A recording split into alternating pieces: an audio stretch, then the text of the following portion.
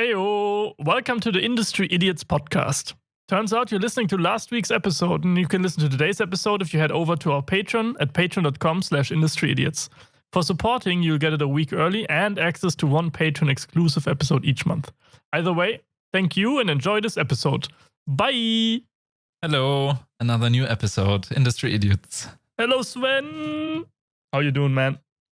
I'm doing pretty good. A little bit stressed out thanks to preparing a pitch. Mentioned it previously, but yeah, otherwise I'm good. Sounds good. I mean, how about you? Stressed out as always, but that's us, right? We have our cozy little podcast window every Sunday when we record. So always looking forward to it. Finally, it's here, and we can kick back and just focus on catching up and the industry and what's happening. That's cool. Ooh. Hype noises. That's very hype noises, and it's very relaxing. I mean, it's something that all of us face, right? All of us in the industry, in the games industry especially. It's a very stressful and workaholic pushing industry.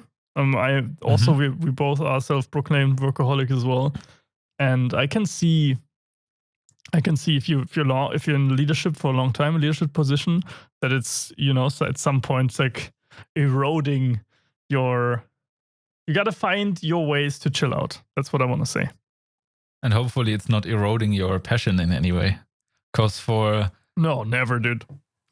For this industry, I often feel like, because most people who go into games are like super passionate about games and game creation. And that this fact that these potential employees would do anything to work for these companies are often the factor that is being exploited all around the globe. And yeah, that it often feels like companies can do whatever they want with these employees because they're gonna work in this job anyway, no matter the working conditions. I don't have that feeling. To be honest, yes, maybe back in the day, but there's still some bad apples left, of course. Mm-hmm. But I don't think modern AAA or indie studios are like purposely. If you fund your own studio, then yeah, you're gonna have a hard time. That's normal. Any company you do yourself, that's going to like eat up all your resources and money. Mm-hmm. Yeah, I'm not saying that every company is doing that. Like the bigger ones out there might be doing it more likely than other ones. Yeah, but I don't know. I don't think so. Yeah, you have drones and millions of people coming towards you who want to work for you and would do anything, but that's also what you want, right? You're trying to if you're a big studio and you're holding IPs, it's a thin line. You need people who love your IP, who understand your IP, and who understand why an IP is loved, so they can continue to create what makes this particular IP special. But on the other hand, you don't want just fans, just fans. You want a healthy mixture of both, I would say. People with also a healthy distance to stay objective and not trying to always go for that passion project. Yeah, exactly. That makes no sense. I think a good comparison would be your love for everything Valve and the level design of Source, and you dissecting. You just spend all your free time with the level editor, and that's cool, and that's how it should be. And this is the level of commitment that one needs, and not the level of because a passionate gamer does not equal passionate game creator. That's true. Yeah. And that is also a problem that many people run into who are passionate gamers and love gaming more than anything. And then they try to enter the games industry, and then they realize, making games is not like playing games at all. No, not at all. Ideally, you would have it on both sides. In a way, I would challenge that. Like that, making a game is kind of like a game in itself. It's also like you have this challenge and this rule sets and goals you want to overcome, and these little mini tasks and objectives throughout the journey, basically. So in a way, it's like making a game is playing this making a game thing, if that makes sense. Well, maybe if you compare it to something like getting good at an esport, at a competitive game, If you want to get good at Counter-Strike or League of Legends, then yes, you have to have dedicated roles and people playing in teams together, achieving against all odds, being passionate, spending all your time. Then yes, that's similar to being a professional game developer. But if you just sit on your couch and you play platformers or have some fun, that's not, the game design is worlds from it. You got to read books, you got to study, you got to do master studies, you got to look at other people's work, you got to dissect it, you got to spend thousands of hours just to get into the right mindset. And then additionally to that, you got to have the workaholic mindset that you don't mind working long hours, your focus can stay up, you're not afraid to, not the big crunch, but you're not afraid to crunch 1 or 2 deadlines. You know, it's you need an iron mindset and burning hot passion. Yeah, I'm for sure not doubting that in any way, but I'm just saying that some of the skills that are required from gamers are also required from people who make the games. For example, like planning ahead and problem solving and stuff like that. Those are like factors of the like key game challenges in most games. And the skills that are required for these actions are also like required from what you do on the job. Yeah, but in factors of magnitude higher. I mean, planning in the future for how your skill progression or skill build is going to be as a player, to planning and overseeing an entire production pipeline from that's 5 years long. That's a different. I understand what you wanted to say, and your anecdote is fine, but I think we need to be careful with that, because it happens a lot that people who are heavily into gaming join the games industry, but they don't want to be a developer, and then they they're frustrated and burned out easily. Yeah, I can see that point too. For sure. But on the other hand, we also have to encourage people who love games, because you need to love games, right? This is it's a duality. You need to love games, you need to love gaming, you need to do gaming a lot, and you need to have played a lot of games. It's like an artist building a visual library. If you haven't played 2,000 games of all the different ages and explored why certain games were amazing, why certain games weren't amazing, mechanics, blah, blah, blah, then you can never become a good game designer, because you don't have any points of reference. Fair enough. Okay, that's that. What a discussion as an entry. I like it. Very cool. Heated intro right in the beginning. Well, it wasn't really heated. Not heated, but like already right into the into the material. Yeah, deep episode. Okay, let's jump to something. Let's just go through some number stuff that has happened. The Witcher franchise surpassed 50 million total. 50 million what? Sales or dollars or? No, copies sold across all the games, like the whole franchise. Witcher 3, 1 and 2. Oh, wow. Okay. That's a lot. Insane, dude. That's more than half the inhabitants of Germany. Holy moly. Yep. 50 million copies sold of the game. If you think about it, like the increase in popularity that CDPR went through from Witcher 2 to Witcher 3 is insane. Yeah. But also, like, Witcher 2 wasn't a bad game by any means. It was also super cool.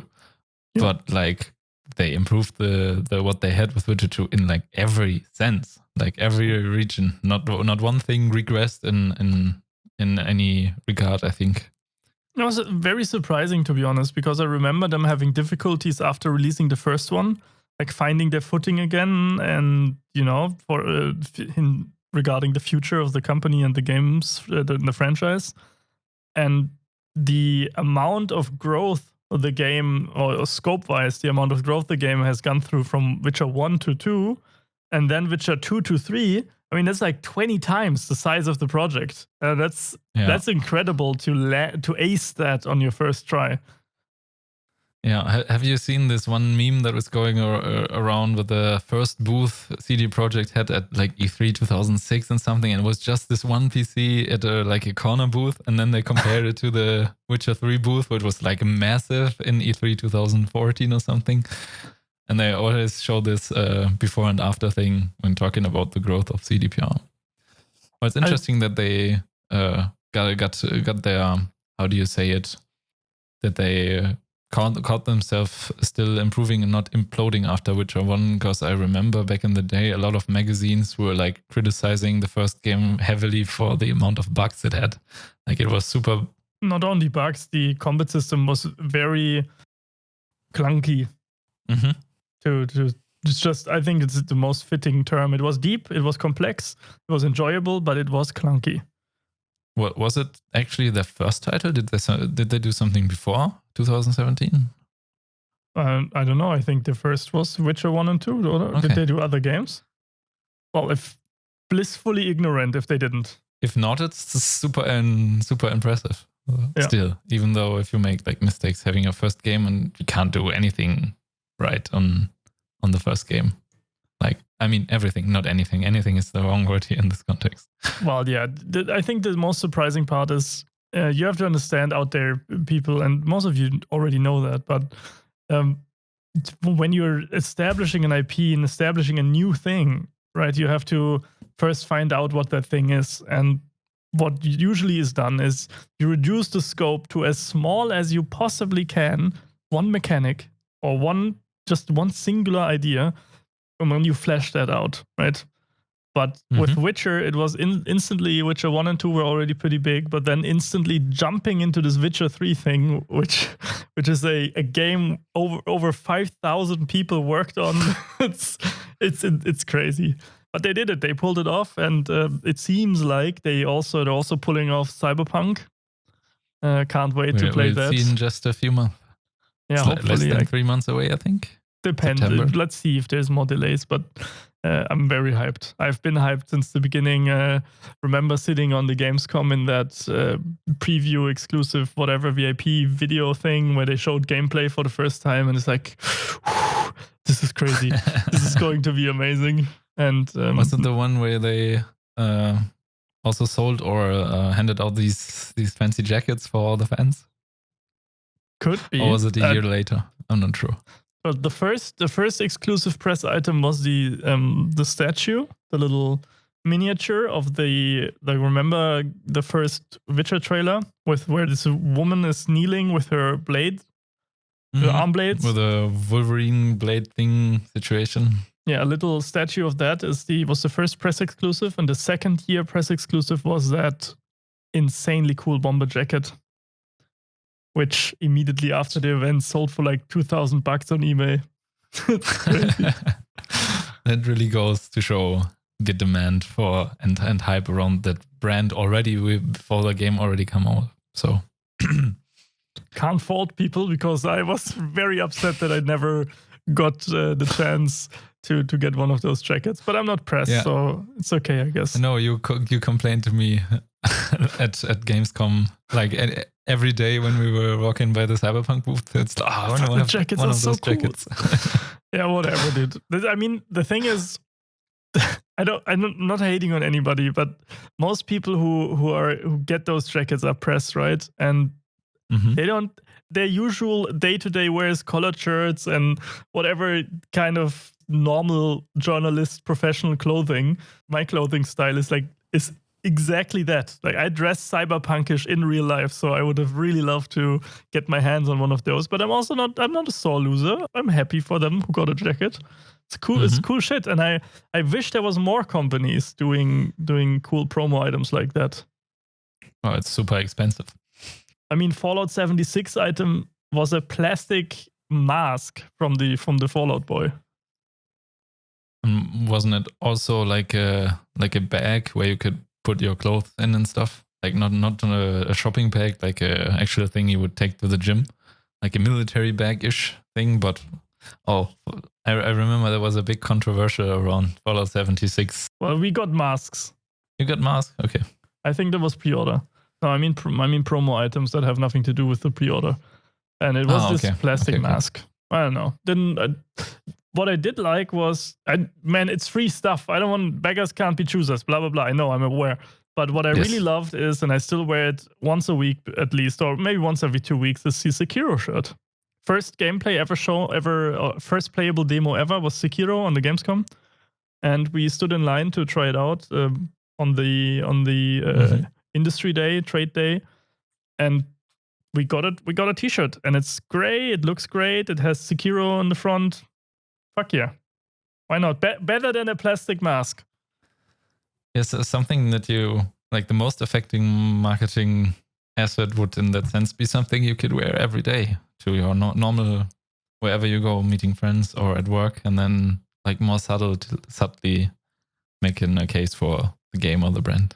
Exactly, and especially since people who are probably there at when the convention opens on the trade day, industry day, probably they love your game. So whatever you give them, they will probably wear as many times or as often as they possibly can. So that's that's free or it's cheap marketing that you can get for your company or your brand or your game. So it's pretty cool. Well, yeah, we have Witcher. Right, we've started at Witcher, and now we're at merchandise. How did that happen? Similarly to the Witcher success, many years after the first game's release, Dark Souls series has now sold over 27 million units, which is also crazy. That's also insane. From Software is a Japanese company, right? Yeah. Yes. Sure. I'd so love to work on a future Dark Souls, but I don't think there will be a future Dark Souls. No, there will be Elden Ring next. And then probably a second Sekiro. Or Elden Ring 2 whenever it performs well. We'll see. Have you heard anything about Elden Ring and when it's gonna be? And is there any rumors out there? They're dialing back on the action and like Sekiro. You know, people who are heavily into the Souls-like games or into the Souls genre or love the games from Software, which is me as well. Mm-hmm. I love Dark Souls the most.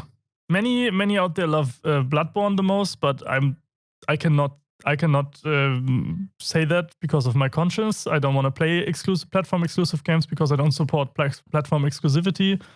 But as soon as Bloodborne comes out for PC and I can play it without prejudice, then I will reconsider my stance. But my favorite is Dark Souls not only because of the fantastic world building, environmental storytelling. We've gone through this in prior episodes, where we talk about the design aspect of the games and the worlds, but because of the feeling it transmits, and also it has the perfect mixture between skill-based action combat and RPG progression and elements. Sekiro, not so much. Sekiro is very heavily biased into the direction of an action fighting game. And Elden Ring is supposedly taking all the improvements Sekiro made to the Souls-like genre's combat and putting them back into an RPG-like approach that Dark Souls had. So they're doubling down on the RPG elements, but they're adding the faster-paced combat. So you're having this huge... Probably they're gonna try to do open world for once for the next generation. Not sure if it's gonna come out for like PS4 still, because they haven't shown anything of it. So I'm pretty sure it's gonna be on the next console generation, and they're gonna do this huge open world thing and mixing the open world level design approach with the Sekiro combat, like you said. Well, yeah, I mean they're gonna release soon. I'm sure. They haven't shown anything of the game except this render trailer 2 years ago. That's what they always They're do. gonna make a ninja release. There's not a ninja release. They release all their games on March of the year. All their games. And it's always in the same cycle. So even though they might not have shown anything, highly speculated is that it's going to release in end of March 2021. Which would be already deep in the next console generation. Yeah. So it's not too far. Fair enough. It's less than a year, and I think that's a realistic...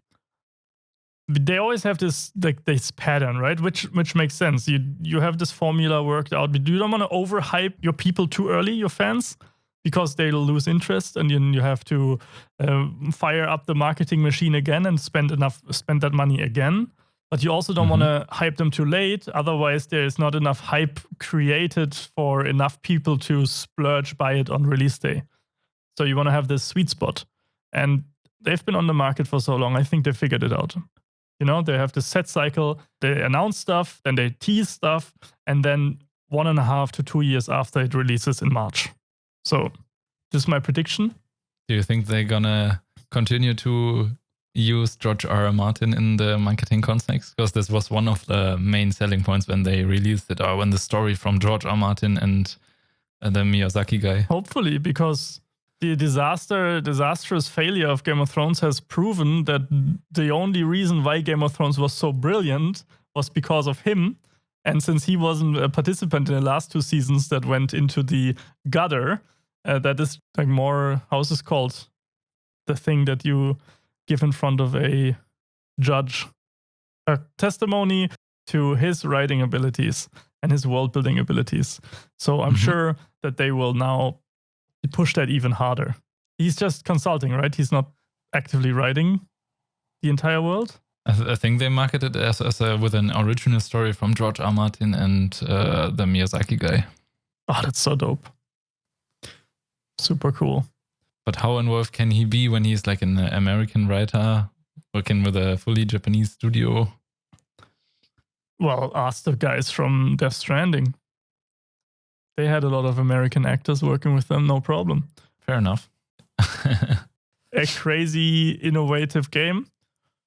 And they did things that no one has ever done. And I think we will see many new RPG or dark noir RPG, action RPG elements be explored and inspired in the new Elden Ring.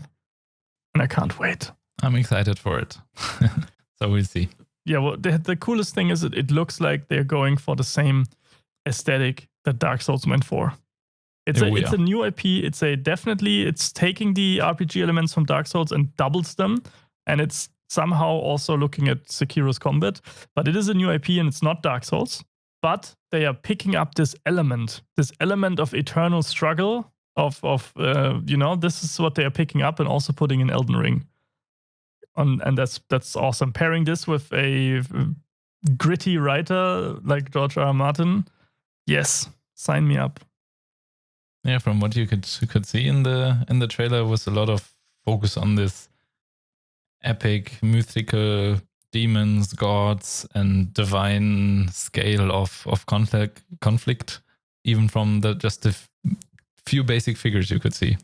So it looked very Dark Souls-ish. That's true. Without trying to be Dark Souls. That's a cool thing. You can immediately, just from the teaser, you can understand that this is its own thing, you know? It even looked a little bit more colorful than Dark Souls itself. Well, I can't wait. I wish it was already March next year with all the stress of the pandemic and all the other shit gone. So much stuff happening. You play a lot of Slay the Spire, right? A lot is a little bit exaggerated maybe, but I've had some playthroughs yet. Yeah. And I'm super stoked for the mobile version coming out now. Sadly, they are not releasing both platforms at the same time, and they're only going for iOS first. And I think there's somewhere say Android will follow later. So I won't be able to play it. I don't have an iOS device privately. But I'm super stoked to finally play that game on a tablet or a mobile device at some point. Because it's just that more relaxing to play this card game style of games when you're sitting on the couch or something. What do you like about the game? What's the game about anyway? Well, the game is a roguelike where you have you have 3 areas with up to 30 stages you can climb, basically. And it's heavy combat focused, and you you choose one of 4 characters, where they all have different pros and cons and different playstyles. One goes more on the offensive, the other one goes more on defensive and blocking damage and stuff. And then it has procedurally generated paths through each area. And then there are boss fights and campfires, and you could upgrade your cards, and it's kind of like a deck building thing throughout. And you always, after a successful fight, you can choose to take the card you are getting or proceed. And then it's super complex and deep. So there are 1,000 builds you can do for your characters. And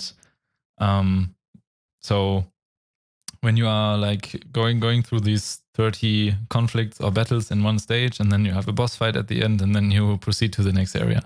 And I think you can do that until stage 4. I've never played it fully through because it gets super hard at some point. And if you do one wrong decision in stage 2 at one point, then your whole chain of events is gonna collapse like a house of cards, basically. So it's like the replay factor of it is like super, super addictive and just very cool. I haven't even played the other 2 characters, just the first 2.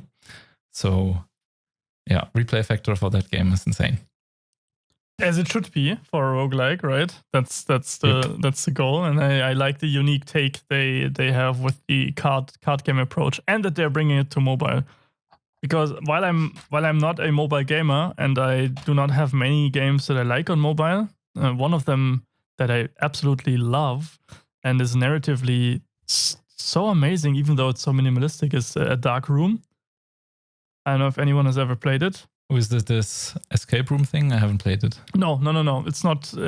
It's not even close to an escape room game.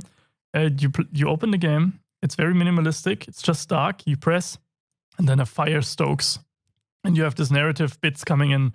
You stoke the fire, and the room lights up, and it gets warm inside the room, and the wanderer comes from outside in the room, and then you branch out from there. I don't want to spoil anything, but it's a really amazing game, and that should really be played by everyone. It's a fantastic example on what kind of game works well in the mobile space that isn't a puzzler, right? Because most of successful mobile games are puzzler games. All right. It wouldn't be the industry idiots if we wouldn't talk about our hottest of topics, and our first one as well, the Valorant hype back then, and now it's finally releasing, or it has finally released this week. Insane. And have you played it since getting a beta key? Yes, I have played it. I had to sit out because my mouse wheel was broken, and I jump on the mouse wheel, and I shit you not, I cannot play. You monster. I cannot play without the mouse wheel because it messes up my entire game flow from too many years of bunny hopping in Counter-Strike. I've played it. We've talked about our progression that we've made with the game, our unhappiness with the ranking system and the rank-in system, and our us not being able to vibe with the character design. I have no character that I can identify with, not because of missing similarities or role models or whatever, but because of the way the characters are written. And this missing charisma, or not charisma, likability from what you like in other people. Yeah, I don't know. It's more of it's like Fortnite skins. That's how I feel the characters feel like in Valorant. They're also made to be marketing, and that's like, this turns me off the game very much. Of course, I can look past that because it's a game after all, a competitive game, and it's about gameplay feel, but paired with the minimalistic graphics, I don't know. I just can't vibe with the aesthetic. The crazy thing about the game is that once it launched like a couple of days ago, I went onto Metacritic to check on the other game, and there were a lot of reviews for Valorant as well, but not from like professional outlets. But that game is getting like heavily review bombed from Counter-Strike fans. Have you seen that? Really? No. What? Why? The game is good. The game is really good.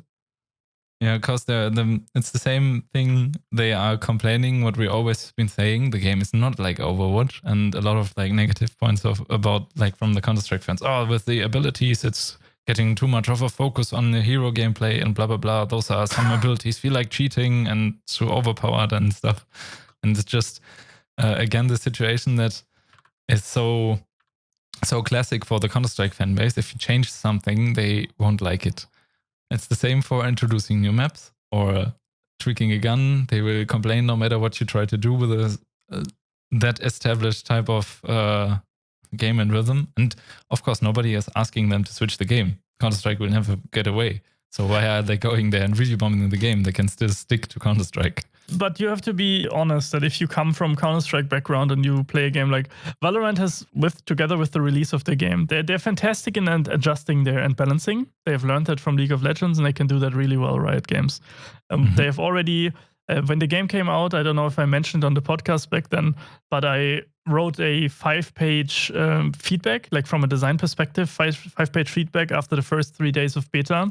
And I think 95% of my feedback, I'm not saying that it was implemented because of my feedback, but I'm saying that the problems I saw with specific heroes, with specific maps, with game flows, all the things I wrote down were changed. Like 95% of my suggested changes are in the game now, which is great to see and reaffirming to myself as well as my ability as a designer. But on the other hand, the new map they have released, for example, I don't know if you've played it yet or if you've checked it out. It's not competitively playable at all. The map is gigantic. The entire middle area. First of all, it's a 3-lane map. Yes, it has 2 bomb spots, but it opens the middle lane towards 2 sides. So technically, it's like a 4.5 lane map, and you have 5 players per team. And the 2 bomb spots are so far away from each other that even if you full knife sprint with immediately on first contact on one of the sides with from the other, if you rotate over, you're not reaching the bomb spot in time before the bomb is planted at all, not even close. So not only through that is the map not balanced, it's heavily T-sided, but also through the entirety of the map, like the spawn points towards each other are so far away. When you peek each other in the middle, normal weapons like rifles, they're too far away to even kill. I'm speaking dust to spawn to double doors, dust to other spawn. That's the range of the mid contact. And that for normal lanes. Oh, okay. And I don't know where the balance is there and where that makes sense. I understand how I've played 3,000 hours of Counter-Strike, some of that semi-professionally, understand what the game flow target is and how they want to, what they want to achieve. But in that map, there's still a lot of tweaking to be done. And also the little things. You would immediately notice as a level designer. You have this area where you're standing on like a ramp and you aim at the specific spot, where a choke point where the enemies are coming through, and you have a little ramp going down. And behind that ramp is a little drop-off point. So you drop off and you crouch, right? This is a point of reloading, a point of refocusing yourself. That's something that's generally used in competitive map building. And in this particular case, the drop point is not deep enough. So you crouch down to commit to the reloading or whatever you want to do, but your head is still visible. So you can still get sniped. You can still just get tapped. It's not a long-range engagement. And these kind of spots are everywhere that aren't perfectly matched or balanced to the character's height models and that kind of stuff. So they make no sense. Wow, okay. And I know... How does that happen? In like it's super metrics based, the whole multiplayer level design thing. I know, it's a new map, right? They released it. They will do changes, they will do tweaking, and it's their first shooter, right? It's for Riot Games' first shooter. So they're still exploring, or tactical shooter, they're still exploring the genre. And we knew that, how many IPs have they announced that are all completely different types of games? 7 or something. They will all be very good and polished, but they will all need a lot of live service to be truly great. Probably, yeah. Depends on how many new people they hired from existing, like veteran experienced studios. How many they poached. You need experts from the specific fields, of course, but on the other hand, there's company pillars in place as well, right? Company pillars that describe that are taken from developing a MOBA over a decade, and you try to apply those development pillars, not the design pillars that are specifically made for that game, but the overall how the studio is set up, how the agile management works, blah, blah, or the waterfall or whatever they're using, or Kanban, all of that, they're taking it from a standpoint of developing a MOBA game that is a very balance heavy. But a tactical shooter is very map and level design heavy. Yeah, for sure. It's not so much balancing abilities and that kind of stuff. So they still have a lot to figure out, I think. Let's see if it has the chance to become as popular as League of Legends in its genre. Yeah. If the beta and the public recognition of it is any indication, then it has for sure a shot, I'd say. I can't even tell, to be honest. I don't know how to how do you judge how popular the game is? Well, probably one indicator would be like, of course, player count, but those are internal numbers. So if you look at external numbers that the consumers from or industry analyst or something can see, then probably stuff like how many people look at the game on Twitch, like what's the engagement there, how many people stream it, how many people watch it, how many content is on YouTube for this thing. I disagree with the Twitch thing, but I agree with all the others. I don't think viewership is any indication for the game's popularity or its player base whatsoever. I think Twitch is a very marginal, small part of the game's player base. Sure, but there's only also like if you add all the regions up, also Mixer, YouTube Gaming, Steam live streaming, and what else is out there, then you can for sure like get a pattern of what's the popular stuff around all the platforms. Yes, but it's also a tactical shooter, and tactical shooters aren't fun to watch except in tournament formats usually. Like streamers aren't as entertaining in tactical shooters as they are in MOBAs, where you learn and relax every second of the stream. But what is interesting, I think, that we could look at is community numbers, right? The only thing that we have access to, we can't see player numbers, we can't see, the only thing that we have is Twitch numbers, that kind of stuff. So how do you see if a game is alive? Through engagement of the players in forums and communities and that kind of stuff. So I just pulled up both Reddit sites. What do you think? How many subscribers does the Counter-Strike subreddit have? The Counter-Strike Go subreddit? Something about 1.5 million, I think. 1.1 million. 1.1, okay, it's less. And how many people are active right now? Good question. That's always significantly less. 30,000, 40,000? Only 6,000. 6,000, okay. So 1.1 million members and 6,000. But the game and the subreddit was created 9 years ago in 2011. So in Valorant, what do you think, how many people are in that subreddit? Well, subscribe because it's relatively new, maybe 500,000, 400,000. 400,000 is accurate, 402,000 people. And how many people are active right now? But okay, the way you are building up, then it's probably more than Counter-Strike, of course. Let's say 20,000 or something. But without that build up, I would have guessed it's less. It's 10,000. So we have on like in the first week of the game existing, the subreddit has been existing since January this year. We have 10,000 active people in just a Reddit community. As we know, also Reddit, just like Twitch, is just a marginal, only a fraction, 1%, 0.5 percentile of the player base. Most players never open Reddit, and most players never open the specific subreddit of their game. So that's still to be taken with a grain of salt. But we can still compare the two very similar games and their communities and their activeness of the things. So currently it's looking great, right? But it's also the launch period, so we have to see how this fares and holds up in the next coming months. Yeah, let's see how Valorant performs 9 years after launch.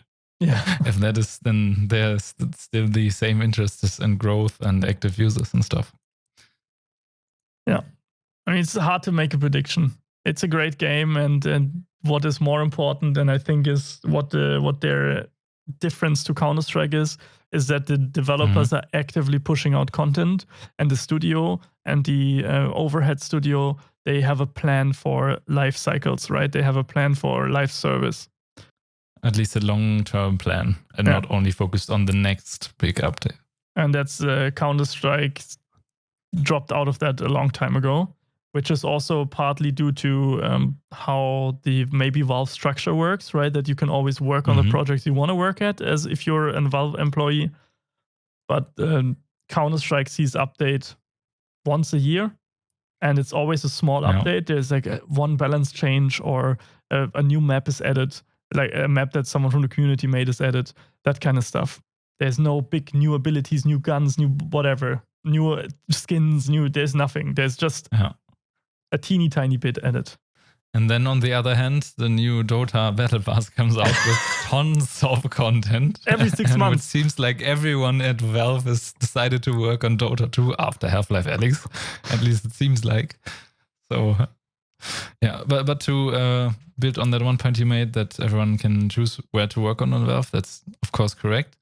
And I recently read this employee handbook, which is super fascinating, and I recommend to everyone to read that. They also write that it's like that is bound to your analysis as a person, as onto how you can create the most value for the company and product going forward. So you can't work on anything like, okay, I always wanted to make this game, let's make this game. You always have to tie that to some kind of business decision, and everyone at Valve is taking this business decision how to improve the company and take it forward and like make the best product that's for the company and not the best product you enjoy working on. So that's kind of... It's a bit of both, to be honest. Yeah, a bit of both, probably. Your expertise comes from passion, and your passion is in something that you like doing. So it's probably an overlap there. For sure. What else did you find in the handbook? The Valve employee handbook. It's like a 40-page thing. It's written very wittily and very sarcastical in a lot of regions. And they talk about how they do the compensation. It's more like who contributes the most in 4 kinds of disciplines, like productivity and innovation and stuff like that. And then they also write about like the hierarchy structure, that they don't have any managers, and that even Gabe Newell, if he comes to your desk, he can't tell you like you have to do this. It's always a group decision and stuff like that. That they have. There's this one very nice structured infographic, and it's like everyone on a flat line, and then there's this one dot, Gabe Newell, and then there's like brackets. Even he can't tell you what to do and stuff like that. So it's very interesting tidbits in there. How do they make hiring decisions? That's actually the most interesting thing. That's what they start right off the bat in the employee handbook, saying the most important decision you will ever take as a Valve employee is hiring people. And they had like put the emphasis so much in this book on the most important thing you do is hiring people. We want the best people. We only like, this is the thing that benefits the company the most. Whatever you work on can wait, can be pushed back. If there's some hiring going on, this is what your attention has to require right now. Stuff like that. That's crazy, dude. That's crazy. Yeah. I like that more. I have to admit, I like that more. But it's also a little bit more unfair, because someone who is to potential coworkers, potential employees, because people who are insane at what they're doing, that are amazing in terms of their work, but aren't as good in networking, they might never have a chance to work there, you know? Because I imagine that someone who's also insane at what they're doing, but is already well connected to Valve people, has friends there, is constantly engaging with them on Twitter or in other fan communities, that he then might be picked to join the team because the team itself is choosing the new member. I mean, it's both fair and unfair at the same time. I prefer it that way, I think. But that way, if you like involve everyone from your team in the hiring process, and not, let's say, bigger studios, of course, also involve the leads, but you mainly have recruiters responsible for it. But if you have your staff mostly responsible for it, you're always gonna pick people who you can vibe with on a developer level, who you can vibe with on a designer level, I'd say. And you can judge their expertise much better than maybe a recruiter could. And I'm also, as I said, I love this method a lot and more than the other one, but it's also, it brings a huge blind spot to the entire process, and especially in designs of collaborative projects. And that is, you need opinions that you don't agree with. You need opposition, or otherwise you will stunt your own creative growth. You will if you have no one who is speaking up to you, and if you only take people into your team that you vibe with, and that you have perfect synergy and all your opinions are the same, and you will at some point stagnate and not progress anymore as a person. That's why they also write in the book that they look to hiring people who they have the feeling that are smarter than themselves. So they try to go for that. Okay. If they really take that to heart, that's insane. That's amazing. What a unique approach. But I think that approach only works if you're fully self-financed and independent and don't have any big other corporations in your neck telling you what to do, and any like shareholders and stakeholder meetings and stuff where you have to deliver on time and like are kind of required to work within deadlines. And if you're as self-funded as Valve is and financially set for eternity, thanks to Steam, of course. Thanks to Steam Market as well. Then they can take all the time in the world for any of their projects. It will always be perfect from now on. Which is amazing. Well, artifact. Fair enough. Yeah. But they're taking the time there to completely rework the game, as we have discussed before. Yeah. So I think I see an ethical flaw in this system. I love the system a lot, but what are they doing for the future of game design? What are they doing for the future of the video games industry? Because how I hear it, how you're telling me what's in the handbook, it sounds like they are not mentoring. They are not taking people below senior level. They only want experts, and they are not being part of the active, like making sure the future game designers, future level designers, future young people, if they're saying that they're the best, right? Which I tend to agree with Valve. Yep. Where are they giving back to the community, right? That's a good question. I don't know. I don't know either, because I can't remember if they actually talk about that in that book.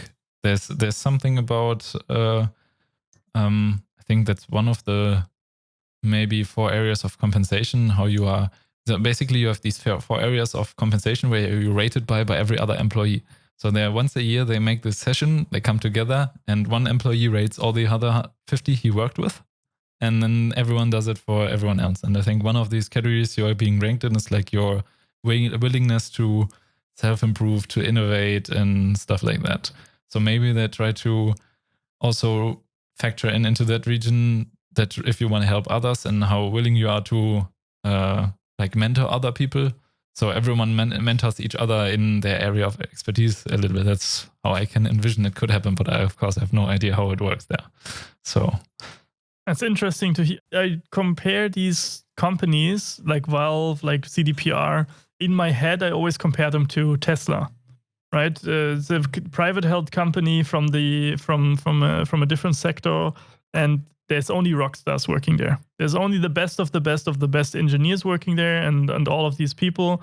And I feel like this is the same mindset, that they are not hiring anyone who is below a certain level of experience, which is of course in their rights, right? They're private. It's all good, and I'm not complaining. No. But I'm just thinking that if they have all this fantastic wisdom in one place and experience, maybe it wouldn't be such a bad idea to have mentorship programs. Doesn't need to be internships. Probably. Maybe they have them. I don't know. That's why I'm asking you, because you've read the handbook. Well, not that I have read about it in the handbook or found anything on the website about internships. That's probably too proven, too big for that. Not sure. I don't think I've ever seen a job offer from Valve that was junior level. Well, I think for most of their offerings, they just don't write it in there what they expect from everybody. They just, like, their general sentiment is, if you are excellent in what you do, then feel free to apply, and we'll find out in a interview or looking at your portfolio and then doing the interview. Which is also a cool move. It's hard to classify what is the better way, right? If you have a hierarchy that is similar to a ranked system, right? Where you have associates and juniors and seniors and leads and directors and everything, and you have this hierarchy, the set hierarchy where people are currently standing, and you can just see, okay, this guy is a senior, this guy has worked 20 years, well, this kind of stuff, or it's a director, 25, or whatever the year numbers associated with the certain titles are. And sometimes people don't want to ever take a lead position. I've met people from the industry who said, I think I've also seen a video from a Blizzard concept artist who was a senior concept artist, and he clearly states that he never wants to have a lead position because he just wants to enjoy his work, which is okay. Yeah, of course. But this is the trap that comes with these type of titles, right? That you have people feeling inadequate and having feeling that they have to defend their decision of doing that. Why you've been working as a console artist for 30 years? Why do you not have a lead position yet? And then they have to defend themselves that they have no lead position because they didn't want to. And this is the problem I see with having this set progression system in place. That's also an interesting thing, because they also, if you have noticed in the Valve games, they never write the job titles in their credits. They only have the names. Regardless of in which department you work, it's always only the names, never the titles in the credits. Oh. So from their like hierarchy thing, it also translates into like their like appearings to outwards. And most of the people, that's what they also say in the book, is they don't have like a tightly, how do you say it, a fixed job title, basically. You have your area of where you work on, but you are not senior, lead, principal, whatever. You're just level design. And then, but that does not limit you to working in that department. They always expect you to try to contribute in that department where you can contribute the most. So if you feel like at the moment I can be more effective doing textures or 3D art instead of designing levels or something, then you should of course work on that. Whatever you feel like you can be most effective at. That is so cool. I love that very much, if that's really true. Because that's a good point. That's really true, yeah. If that's really true, yeah, you never know, right? But as you know, and as everyone who's listening to us for a bit now knows about me, is that I identify both as a narrative designer and a game designer or / combat designer. So I have a huge passion for action game combat. But and mission and quest and world designer. Yeah, but I also have an infinite amount of motivation when it comes to narrative design. Specifically inside of the narrative design capacity, I'm a big proponent of environmental storytelling, so naturalistic world design. And having these are opposite things, right? There's a few occupations out there that combine them into one. I always argue that quest designer and world designer, these two positions, they combine narrative design, combat design, encounter design, game design. They combine these positions into one position, because to design and breathing, living world, or to design a quest that is gripping the player, you need to have expertise in all of these areas. Oh, for sure. At least all the areas play off each other as well.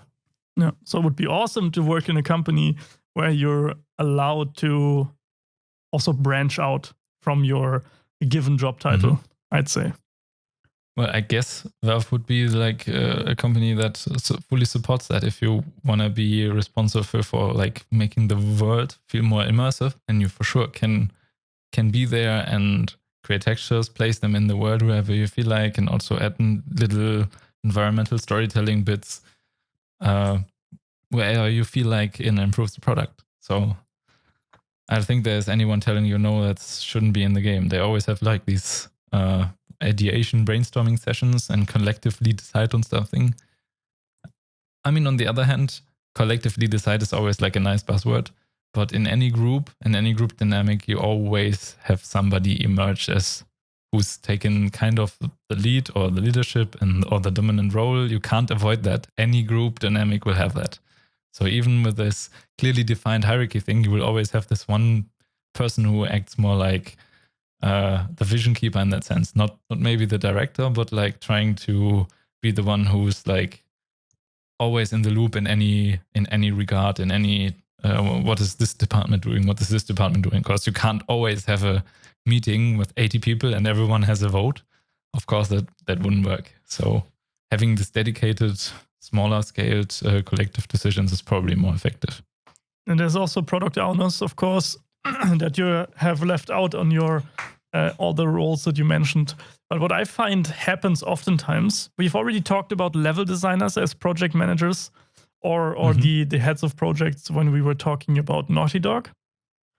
But what I feel like is happening often is that a narrative designer always goes into the direction of a game director or of a lead designer in this regard, that brings people together, because narrative designers oftentimes they create this structure, this guidance around a certain thing. For example, if we're not talking about a mechanic heavy game like Counter-Strike, Yeah, how the writing is told, basically, and presented and experienced. They're like a TV. I always compare them, and when I talk to other narrative designers, I just push this point often.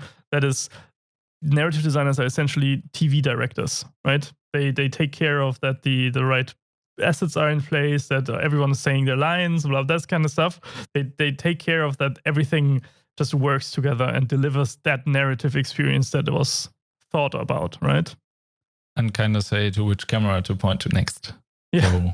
So what moment you want to capture next is, I think, the most essential part also on narrative design, the cinematic aspect. If you have story-driven things, which characters have like appeared in which sequence and in which location, and who's being captured by the camera at what point and stuff like that.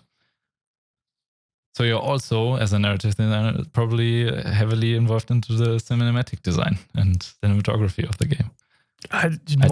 Most big teams have lead animators and a animatics team, right?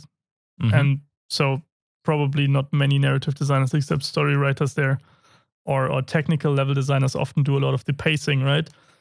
But I feel like the Stig Asmussen was on the podcast from the Game Maker's Notebook the other day, long ago, 1 or 2 years ago, and he said a quote that I like to quote often, and that is, "I own the responsibility of our failure, but the team owns the responsibility of our success."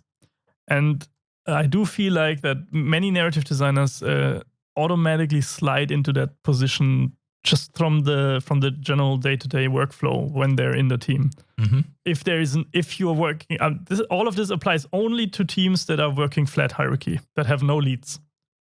So someone like the one who's removed furthest away from the nitty-gritty details, who is taking care of things coming together, like someone designing a certain picture. Yeah, the big pictures, like someone designing a certain encounter, a quest designer, or someone designing a world designer, or designing a narrative, right? This person automatically slides into this, oh man, I am responsible if we fail, but all of these people that are involved here that I love working with, they're responsible if we succeed. So this is if this makes any sense. It does. For sure, I can completely understand that feeling. And I think it's much nicer if you can collectively celebrate and everyone is like responsible for success instead of one person taking the crown jewels. No, that's the wrong term. How do you say the Lorbeeren? It's a. Oh yeah. The credit, just taking credit. Yeah, I understand what you want to say. Sorry, yes. I was zoned out. Never mind. But yeah, one person taking the credit is always not as nice for the team, regardless of if you are like, let's say, win at what you do or lose it. It's always a team effort, yeah. And that's what you're trying to promote always. I mean, that's what working in a team is all about, right? That's why games are being made in such huge teams, because together you can. We've talked about this comparison before, but a game studio is very much like a ship's crew, a pirate ship crew, right? And the ship can only be successful if everyone does his part, yeah. Like works together with everyone and does his part, right? This highly collaborative, inspiring atmosphere that needs to be created and upheld. The interesting thing, the captain of the ship is never using the steering wheel. But most of the time, the quartermaster has more power, I guess, over everyone. Actually, there's a step above the quartermaster, which is like the half master, semi master. I forgot the names. And there's even more. First mate? I don't know. Because the quartermaster might not have any like directive power, but what the quartermaster's job is that he takes care of the crew being fed, the crew being like the ship being intact, the crew being like on their jobs, you know. And the captain was there for the strategic brilliance, for the oversight, right? For the long-term thinking, for the long-term planning. Yeah. Exactly. So he wasn't considered with money or filling up the stocks or taking care of the crew, but instead he was the idea man pushing forward the entire thing. Which island can we raid next? Yeah, and that's super interesting. And what many people didn't know, that even in the most gruesome of pirate ships back in the day, the crew could at any point that is not combat vote out the captain. At any point, they could say, "Oh, we are voting out the captain. Who's in favor of that? The captain is not longer our captain." And if they get a majority, that's it. Captain is gone. You know? I mean, you always need to have the trust from your, let's say, your team. And if that would be an interesting scenario. Imagine that in a game studio, you have 100 developers, and then no one is leaving in the leadership. And okay, let's vote out this guy. He's steering us somewhere that doesn't make sense. It's really crazy. And the executive producers, aka the quartermasters, are sitting there and be like, "I have all the power. I'm directing everyone, but I'm not." Like, they don't have creative power, right? They only have this management power, I guess. Like, okay, now we are having sparkling water instead. And the sparkling water is too expensive. Let's take seawater. Yeah, Will suffice. Just having fun with our analogies here. Yeah, that was pretty cool. There's a lot of things to learn for us still out there. Oh yeah, for sure. It's a little bit daunting to look at studios like Valve, because we love them so much and we've grown up with them, and the thought of, you know, wanting to work with them, with the people there, and wanting to work on their IPs and coming up with stuff inside of a company that we agree with their culture, right? Yeah. And especially with what you hear, it's like with people who are as hype about the overall process, like creating something awesome as you are. So yeah, that's like a dream come true scenario. Yeah. Maybe as a closing statement, I've one of my favorite books that deals with this kind of philosophy or work thing is a Japanese book about the concept of ikigai. I don't know if I've ever told you this. Never heard about it. Okay. Please explain. It's a word for a specific thing, and I'm gonna tell you what this thing is, and then it will all make sense. Picture in front of your mind 4 circles. Okay? And inside of these 4 circles are just lying there in front of you. It's like a cross, all right? The 4 circles next to each other. So in this one circle, there's everything in that circle is what you love to do. And the other circle houses all the things that you're good at. And then there's a third circle that houses all the things that the world needs from you, basically. Yeah. And then there's a fourth circle that is all the things that you deserve to be paid for. All right? Ooh. Okay. Got it. And now where these circles are overlapping, right? You have the circle that is dealing with the things that you love doing, and the things that that help the world, right? There's then this cross section would be something like virtue or these kind of things, passion, because you can't be paid for them, but they're still because as long as it's not intersecting with this is something you can be paid for circle, then it's not a job, right? And now the concept of ikigai is where all of these 4 circles are overlapping. So there's one point where this is what you love doing, this is what the world needs, this is what you can be paid for, and I forgot the 4th thing, but where these all are in one place, this is where you can be happy and live a long and happy life. And this is why I think it's similar.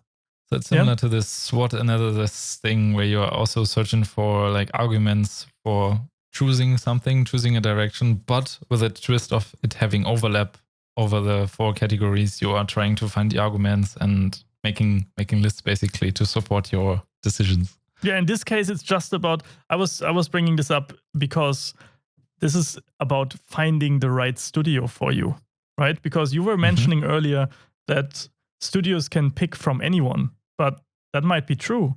But you're still a human being, you're still a person, and you deserve to work where you become happy.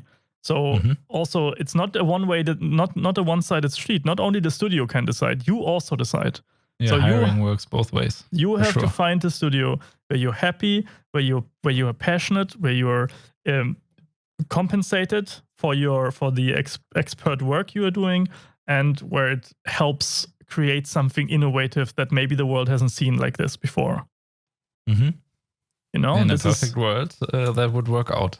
yeah. If you achieve this, if you find that job, let's say it would be level designer at Valve, I don't know, then you would be in a state of ikigai and you would live a long and happy life statistically. Well, then to live a long and happy life, I now know my goal. Not that I haven't known it before, but it only reinforces it. So yeah, this just I do like to dabble in philosophical books from time to time too. You know, just you want to keep your brain engaged in all areas. Oh yeah, for sure. All right, it's time for the socials. Come on, we've gone way overboard, I think, in terms of the episode length. All right, you have a bunch of options. Either follow us on Twitter with Idiots Industry, on Instagram for Industry Idiots, or just click the episode details in whatever podcast player you are using and click the direct link, and then you'll land on our social pages. Yes, thank you for listening as always. Thank you for making us part of your weekly routine, and bye. Yes, bye.